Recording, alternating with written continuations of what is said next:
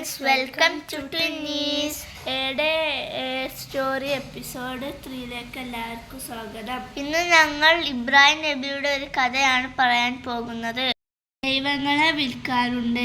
പണ്ട് ബാബിലോണിലെ ഊർ എന്ന പട്ടണത്തിലെ ദൈവങ്ങളെ വിൽപ്പന നടത്തിയിരുന്ന ഒരാളുണ്ടായിരുന്നു.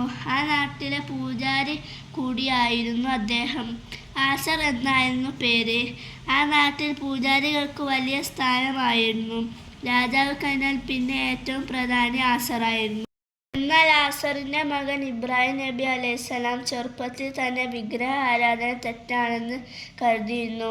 വെറും കല്ലുമണ്ണു മാത്രമായ ഈ ദൈവങ്ങൾ കേൾക്കുമോ, കാണുമോ, നമ്മുടെ പ്രശ്നങ്ങൾ പരിഹരിക്കുമോ?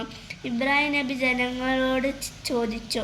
അവർക്ക് ഉത്തരം മുട്ടിപ്പോയി. ചില ദൈവങ്ങളെ ഉണ്ടാക്കുന്നു, മറ്റു ചിലർ കാശ് കൊടുത്തു വാങ്ങി പൂജിക്കുന്നു. ഇവരെ ഇങ്ങനെ കാര്യം പറഞ്ഞു മനസ്സിലാക്കും? ഇബ്രാഹിം നബി ആലോചിച്ചു. ഒടുവിൽ അദ്ദേഹത്തിന് ഒരു ബുദ്ധി തോന്നി. നാട്ടിൽ വലിയൊരു ഉത്സവം നടക്കുന്ന ദിവസം ആരും കാണാതെ അവരുടെ ആരാധന കേന്ദ്രത്തിൽ കയറി ആ കൃത്രിമ ദൈവങ്ങളെ മുഴുവൻ ഇബ്രാഹിം നബി തകർത്തു. കൂട്ടത്തിൽ വലിയതിനെ മാത്രം ബാക്കിയാക്കി അതിൻ്റെ കഴുത്തിൽ തൻ്റെ മഴ കൊളുത്തിയിട്ടു. ഉത്സവം കഴിഞ്ഞ് തിരിച്ചെത്തിയവർ തങ്ങളുടെ ദൈവങ്ങളുടെ അവസ്ഥ കണ്ട് അന്തം വിട്ടുപോയി. ആരാണ് നമ്മുടെ പ്രിയപ്പെട്ട ദൈവങ്ങളെ നശിപ്പിച്ചു കളഞ്ഞത്? നാട്ടുകാർ ദേഷ്യത്തോടെ തമ്മിൽ ചോദിച്ചു.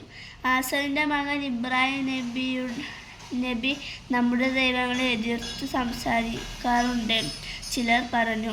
പരാതി രാജാവിൻ്റെ മുമ്പിലെത്തി.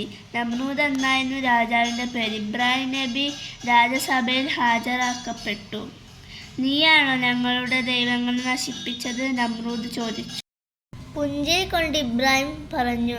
കഴുത്തിൽ കോടാലിയും തൂക്കിക്കൊണ്ട് വലിയ ദൈവം നിൽക്കുന്നത് കണ്ടില്ലേ? മൂപ്പരോട് ചോദിച്ചു നോക്ക്. രാജാവിന് കലി കയറി. ഇബ്രാഹിം, നീ എന്താ ഞങ്ങളെ കളിപ്പിക്കുകയാണോ? വിഗ്രഹങ്ങൾ സംസാരിക്കുകയില്ലെന്ന് നിനക്കറിയില്ലേ?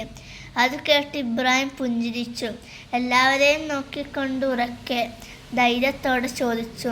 മിണ്ടാനാവാത്ത, സ്വയം രക്ഷിക്കാനാവാത്ത ഈ കല്ലുകളെയും മരക്കഷ്ണങ്ങളെയും പിന്നെ എന്തിന് നിങ്ങൾ ആരാധിക്കുന്നു?